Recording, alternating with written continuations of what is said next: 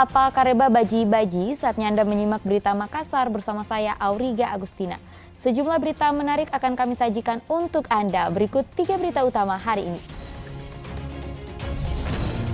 Diduga sopir mengantuk, minibus menabrak truk parkir di pinggir jalan Trans Sulawesi, Kabupaten Baru.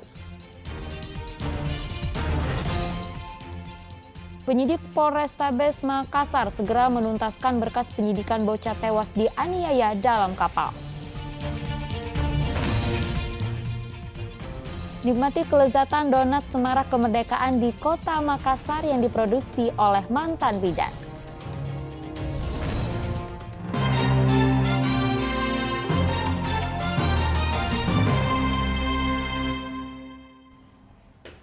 Ya, kita ke informasi pertama. Diduga sopir mengantuk, minibus menabrak truk yang parkir di pinggir jalan Trans Sulawesi, Desa Kupa, Kabupaten Baru. Sopir minibus dan seorang penumpang tewas di lokasi tabrakan.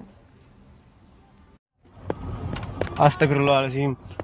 Minibus yang dikemudikan Jainuri menabrak truk yang parkir di pinggir jalan Trans Sulawesi, Desa Kupa, Kabupaten Baru. Jainuri dan penumpang Nurul Komri meninggal di lokasi tabrakan. Minibus sempat naik ke trotoar sebelum menabrak belakang truk. Yang pertama-tama itu ada dentuman keras Pak dari luar tuh, kan saya di dalam. Dengar. Iya dengar. Pokoknya keras itu bunyinya. Pas saya keluar ternyata ini ada orang kecelakaan. Diduga sopir minibus mengantuk saat melaju dari Makassar menuju Parepare sehingga tidak mampu mengendalikan kendaraan. Sedangkan pengemudi truk bermuatan pupuk menepikan kendaraan karena hendak membantu memperbaiki truk rekannya yang mogok di pinggir jalan. Kronologis daripada kejadian laka lantas yang terjadi di wilayah hukum kami, yaitu wilayah hukum Polres Baru.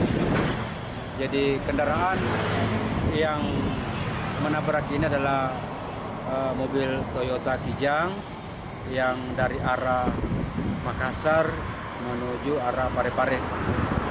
Sesampainya di TKP menabrak sebuah mobil truk pengangkut pupuk yang sementara berhenti dan mesin masih dalam keadaan bunyi untuk membantu rekannya yang rusak mobilnya di sebelah. Kalau saya melihat daripada kejadian ini, ya diperkirakan 70-80 km per jam. Penyebabnya karena saya melihat di TKP itu bahwa bannya lari naik ke trotoar, korbannya 2 orang meninggal di TKP. Jenazah 2 korban dibawa ke rumah sakit sebelum dipulangkan ke rumah duka di Kota Makassar. Suwardi Gatang melaporkan dari Kabupaten Baru. Ya, ratusan ekor tukik jenis lekang dilepas liar di Pantai Lowita, Kabupaten Pinrang. Satwa ini ditangkarkan secara swadaya di rumah penyu oleh 5 pemuda setempat.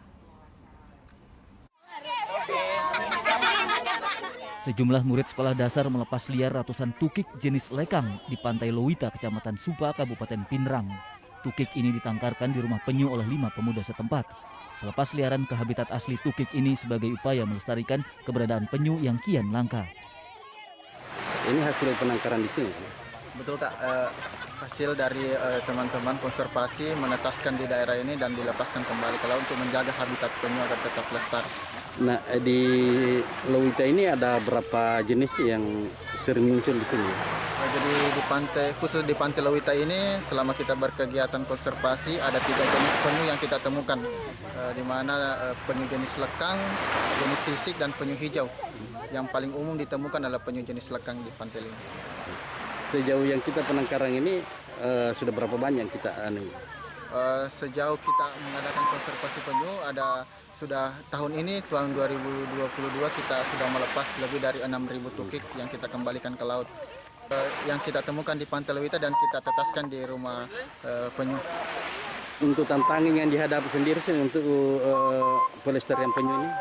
Jadi tantangan yang kita hadapi itu masih banyaknya perburuan penyu di pantai ini, masyarakat yang belum sadar akan pelestarian penyu dan polusi cahaya yang banyaknya juga menjadi area tempat wisata, itu yang menjadi ancaman buat kami yang berkegiatan di Pantai Lowita, terutama juga sampah.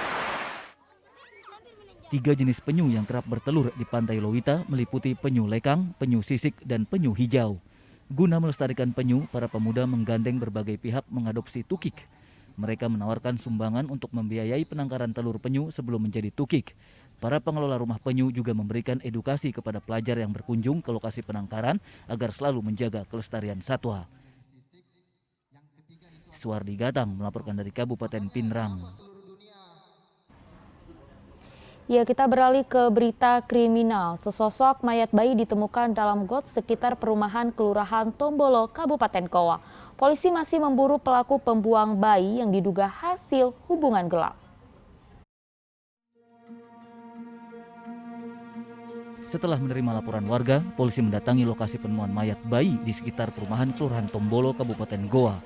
Posisi jasad bayi laki-laki tersebut terapung dalam got. Awalnya saya buang sampah kan, buang sampah saya taruh di sini, kan itu yang bekas hari-harinya di sini, di bawah di sini. Terus saya lihat, terus tiba-tiba menghadap ke sana. Jenazah bayi telah dibawa ke Rumah Sakit Bayangkara, Kota Makassar guna keperluan penyelidikan. Kondisi orang sendiri bagaimana? Dia sementara sudah bernyawa lagi yang ada di temukan pusat ini. Katanya kepala terpisah. Tetap masih di situ. Diduga di bawah air katanya. Pak, ditemukan di mana? Itulah kami melakukan penyelidikan mendalam. Polisi hingga saat ini masih memburu pelaku pembuang bayi yang diduga hasil hubungan gelap. Zainuddin melaporkan dari Kabupaten Goa. Ya, penyidik Polrestabes Makassar segera menuntaskan berkas penyidikan bocah tewas dianiaya dalam kapal. Polisi telah menggelar rekonstruksi dengan memperagakan 100 adegan yang diikuti sejumlah saksi dan 6 tersangka. Penyidik Polrestabes Makassar telah menggelar rekonstruksi tertutup kasus bocah yang tewas dianiaya dalam kapal Dharma Kencana 7. Ada 100 adegan yang diperagakan dengan melibatkan sejumlah saksi dan 6 tersangka. Dari rekonstruksi terungkap korban dianiaya secara sadis oleh para tersangka. Alasan penganiayaan korban dituding mencuri ponsel penumpang tidak terbukti. Berkas penyidikan pun segera tuntas. Jumlah adegan itu apa sudah sesuai dengan keterangan para saksi? Kalau sesuai semua, rata-rata sudah sesuai keterangan saksi. Jadi memang kita rekon itu berdasarkan dari BAP dari saksi semua. Saat rekon itu sudah kelihatan jelas siapa yang memukul, siapa yang peran-peranannya masing-masing, benar? Ya, untuk peran sudah jelas semua. Siapa yang memukul, ada juga yang membiarkan. Tidak lengkap semua. Dari hasil penyidikan kemudian, apakah memang betul bocah ini mendapatkan penganiayaan sebelum meninggal? Ya, ada penganiayaan memang. Kekerasan. Ada berapa jumlah saksi yang diperiksa kemudian? Untuk sampai saat ini saksi itu ada 11, termasuk tersangka 6 yang kita periksa.